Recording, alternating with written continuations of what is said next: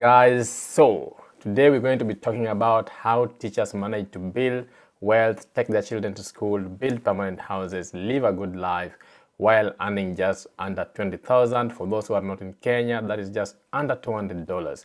How did teachers in a country like Kenya manage and still manage up to now? So I shouldn't use the past tense did. They still do manage. They take their children to school and they never have less than 4 children.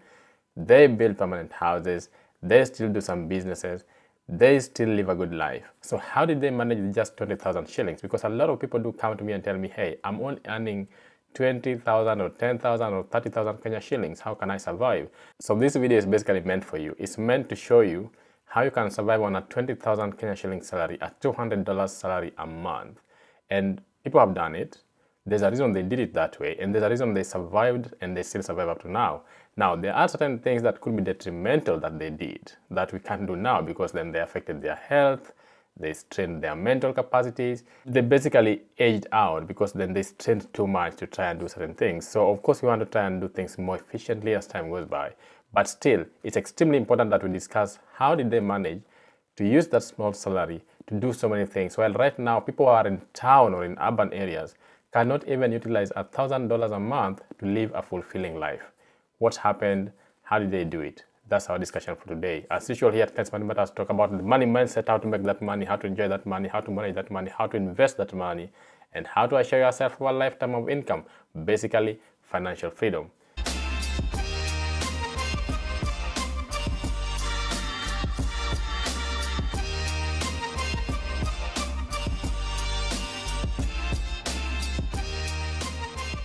I'm a product of a teaching family. I'm a product of teachers.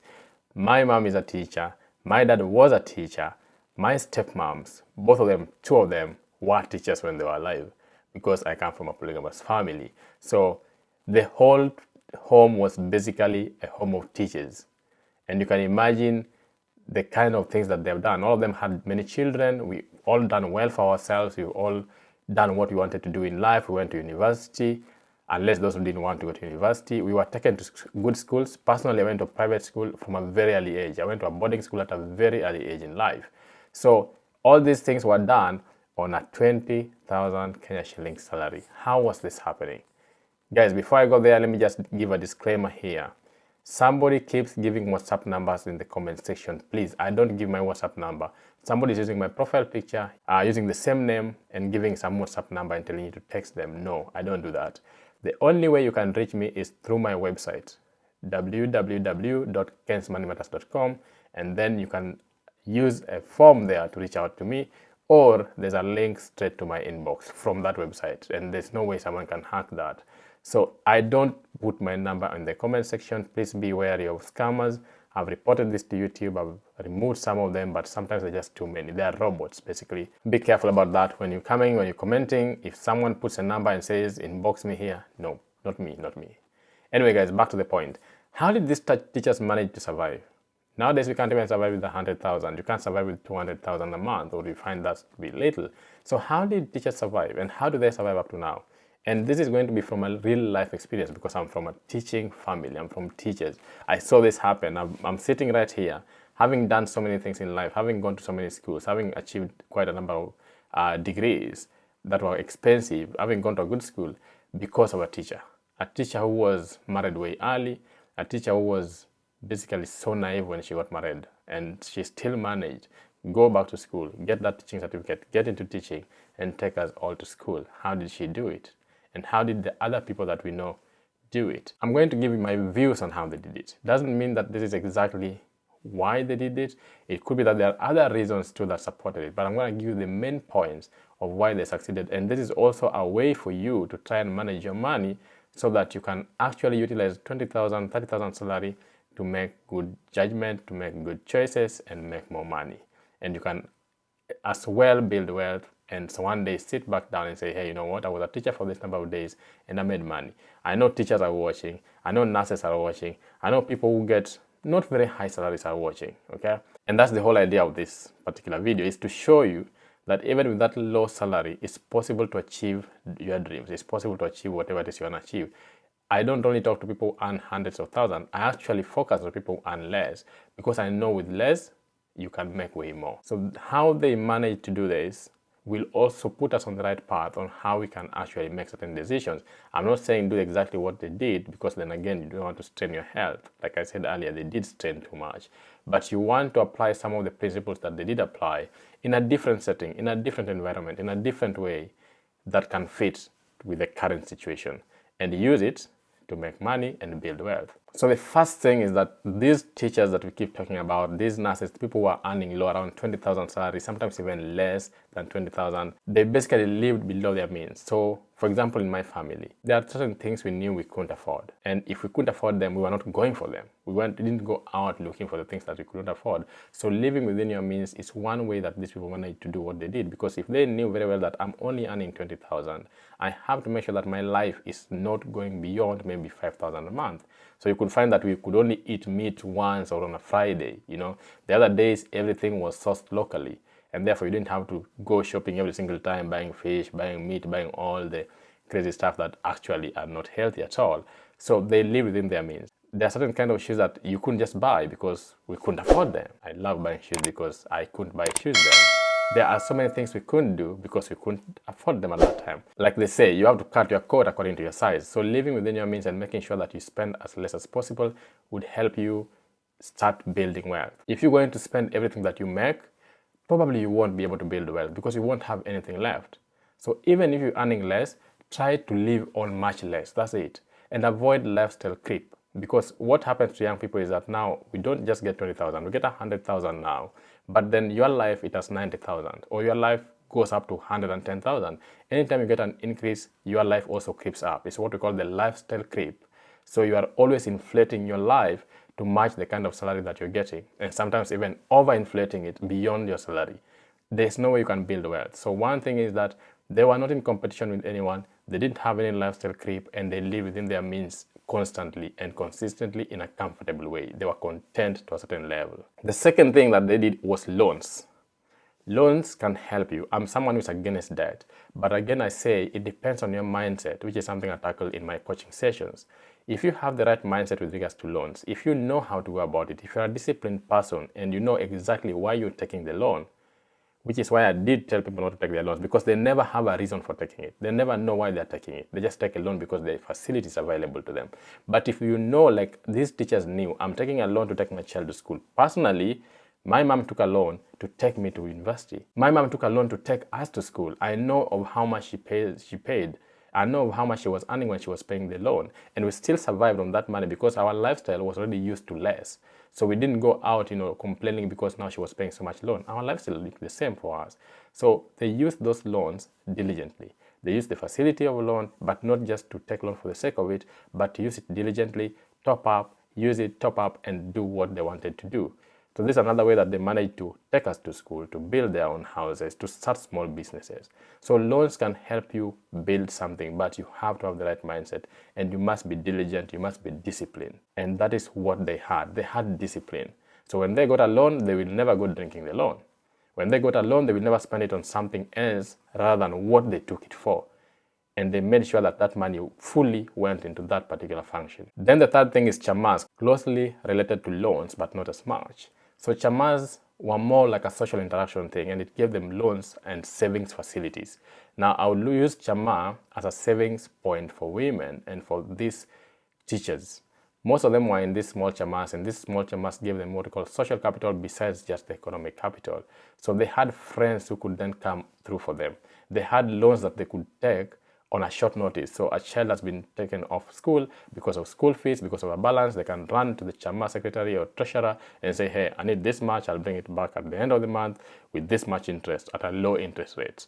So they used this Chama to build something. This is what was available for them. They used what was available at that particular time in those circumstances. I'm not saying use Chamas at the moment because I don't like Chamas for younger people. There are better options now, but these people had no option. So one thing is that these Chamas were used as a way to get these facilities that could easily give them quick money that they could use to do the things they wanted to do. And this is something that most of us who are in Chamas now don't do. We are in Chamas, we get that money, and then we use it on something else. But again, I don't see why you need a Chama now because we have so many facilities, so much information, and so many things to invest in. The other thing was small businesses. these people always tried to start small businesses to increase their income. This is something I say all the time. You have to find ways in which you can increase your income. You have to find ways in which you can boost your income. So they were not just sitting on the 20,000. You could find a teacher has some farming, like my parents always had farming. They always had other things going on. My mom had a shop at a very early age, like just a home shop where I could buy small stuff here and there. My dad had like a meat business. My dad had like a hardware business. All these things, they took loan, they started small businesses to try and boost their income. So they didn't just sit down and wait for money from the salary. They didn't just sit down and wait for money to be paid monthly. They didn't just sit down and wait for their monthly payments. They found ways in which they could boost their income, even if it meant just getting 1,000 extra a month. Then that would be very helpful. And for things like farming, you can imagine then it meant all the agricultural produce was from the farm and not bought. If you're going to buy everything, it makes life more expensive. So you have to buy food for your children all the time. You have to do every single thing from cash. But if you are farming, then chances are you are always covered. Like my mom always had maize. My mom always had beans. My mom always had bogas and those kitchen gardens. We never went to the market to spend money on things like tomatoes, onions, and stuff like that. All those things were sourced locally. We never went to buy this flour from the shops. We never went to buy beans. We never went to buy peas. All these things were in-house. Things like groundnuts, and she had extra to sell to other people and be able to take us to school. My dad had cows, and you could find that there were like 7, 8 cows. When someone was going to school, they sell these cows. All these things were basically ways in which they could boost their income. Now, it could be different for you right now that you could have to do it in a different way because there are many ways in which you can boost your income, which is something I'm going to do soon. So let me know if you want me to do a video on how you can boost your income with just 20,000 Kenya shillings as salary. So they found ways in which they could boost their income. They found ways in which they could increase that cash flow. So that's the one thing I talk about. You need cash flow. And if you know you're earning less, you need to find ways in which you can boost it. And not big ways, not massive ways really. Just things you could invest something like 5K, you could invest something like 10K, you can invest something like just 2,000-3,000 and manage to get something out of it, even if it is just in hundreds every single month, because with time and with consistency, it gets better. Then again, they avoided unnecessary expenses. A lot of us now spend money on things we don't need. Now, our parents and teachers generally never spent money on things they never needed. Everything was well planned for, everything was known, everything was needed. Things that were not needed and things that could actually be improvised, were improvised. So we didn't just spend money for the sake of spending it. You couldn't find a teacher's house with lots of toys just hanging around. You couldn't find a teacher's house with lots of furniture just hanging around. You couldn't find a teacher's house with lots of utensils just hanging around, apart from the ones that were kept for visitors, right? So everything was necessary. Everything in the house was necessary. Everything in the home was actually necessary that it should be there.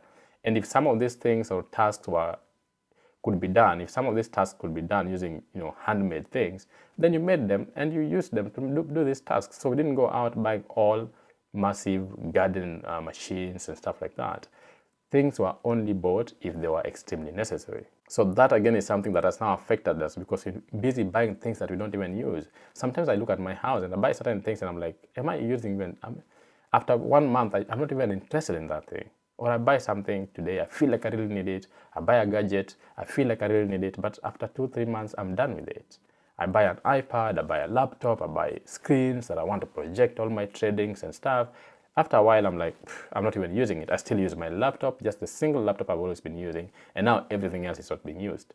So we have this idea of just buying things for the sake of it. We have this impulse buying, whereby we just feel like, I need this, I need this, I need this. But in real sense, do you need it? So these people didn't have that. They knew that every single thing they bought was necessary for their survival and the survival of their children. So there was nothing for luxury or extreme comfort. Everything was necessity. It was required for survival. And then this is very important. They had good relationships. So for example, not good relationship in terms of the quality of the relationships, but when they were in a marriage, when they were in any kind of relationship, possibly marriage, because people got married quite early, they used that relationship to build wealth. They used it to bring their resources together. So you could find that teachers always married teachers. So like I just said, my family, my dad was a teacher and my moms were teachers, all of them. So in that sense, you find that they could bring their resources together, like my mom and my dad or the other moms, and then find ways in which they could use these resources from the same pool and use to diversify and invest in different areas. So they used those relationships they had. And remember, there was nothing like divorce, really. There was nothing like separation most of the time. You had to stay in that marriage despite the quality of it. That's a discussion for a different day. But you had to stay in the marriage. These people stayed in the marriage despite what was happening. And therefore, you had to work within the marriage with your finances. So they brought their finances together most of the time and used that relationship to build something. They used the relationship to build stuff. If it was 20,000 and you're now two people earning 20, you had 40,000. Now you can plan for 40,000. Now you can take more than one loan. Now you can find ways in which you can take more money from Chamas because you have more income. And of course, you have the small businesses and you have your farming. So you find that they found a way of using that relationship. And I always mention, use your relationship to build wealth. If you are someone who is honest, even if that relationship ends, that should not interfere with the wealth building process. You can always give the person their dues and find ways of separating the finances. But remember, at that time, that was not an option. Most of the time, you had to stay in there. And you had children. You had to bring these children together. You had to pay their school fee. You had to make sure their welfare is, you had to make sure they have everything well taken care of. So the issue of even leaving or divorce or stuff like that didn't really linger as much. Basically, they used their relationships to build wealth. And closely tied to that, it's friendships. These people had friendships and connections and, all over the place. They were known by people. So you could find that my mom could just call the person in a private school or owning a private school and say, hey, you know what? I want my child to join your private school and they're going to be paying at least this amount every month. I don't have the whole amount, but I will be paying you. I will be supplying you with mboga. I will be supplying you with maize. I will be doing 1, 2, 3. There were ways in which they use their connections and their friendships to help them, even in terms of harambes. So you could find that if they called a harambe to take their children to school, people would come because people knew them. So they made good friendships, they made good connections, they had very good social network, and they used them as partnerships to build wealth. Nowadays, you might not have that, but there are ways in which you can use partnerships. Use someone who can have access to something you don't have access to, and use that thing to build something that you cannot build at the moment on your own. So partnerships and friendships. These people use partnerships, they use friendships, they use their connections. You could find, for example, that someone wants to go to high school, and then you realize that it's one of your colleagues who is now the principal of that new high school. So you call them, you talk to them, and you tell them, hey, I don't have this money, but I'm willing to pay you this much every single month or every single week, or I'm willing to do 1, 2, 3 for me to be able to retain my child in school. So they used all these connections, not very high level connections, but just normal friendships, normal connections to actually make their life better. So use your friendships, use your circles, and that's why you must also have a good circle around you. You must have people who can support you, you must have people who challenge you, you must have people you can call on that can actually come to your aid. If you have a harambe today or a fundraiser, you must have a few people who can come to your aid and give you something. And then they are constantly sharing their vulnerabilities. So these are people who are not hiding. So they told their friends if they had a problem, they called fundraisers. If they had any issue, they were sharing. They were out there. Nowadays, we don't share our vulnerabilities. We think talking about money is shameful. We don't want to talk about it. It's secrecy because of trauma, financial trauma. But these people are open to share. So their friends knew what they were going through financially. If they had a problem, they would call people to come and support them. If someone was sick, they would call people to come and support them. If someone was going to school, they could come call someone to support them. It's because they were sharing their vulnerability. If you cannot share your vulnerability, it's not a strength, it's a weakness. And that's something that's very common with people right now. That's why you are really struggling with your 100,000 while those people survived with just 20,000. And then long-term view. I tell people all the time, you must have a long-term view. Those people planned. They planned for their children's future in years in advance. My mom planned on how we were going to go to school years in advance. She was like, hey, if I take this loan and then by the time you finish in 4 years, the next person I can top up the loan again, then the next person will be going for 4 years, then I can top up the loan again, then the other person is going for 4 years, then your dad can do this. So there was a proper strategy and proper planning and proper long-term view. They were not in the moment only, but they were thinking, what's going to happen in the next 5 years? What's going to happen in the next 10 years? Where is my child going to be? Where is my house going to be? Am I going to have a permanent house? How do I do it? How do I start putting things together so that I can have that house by the time I want it up? It's not about just putting all the materials and building that house. It's about putting everything in place before you even start the process of building. You already know how you're going to do it over a period of time. So it's a long-term view. That's something I do encourage.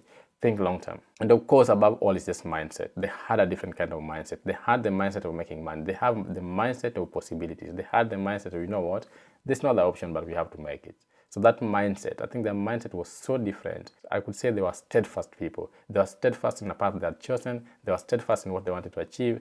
And they had a very open mindset when it came to using their resources, using what was around them to take their children and take their life to the next level. And this, according to me, is how these teachers manage to survive. And you can pick so many lessons, lots of lessons on how to start managing your money right now.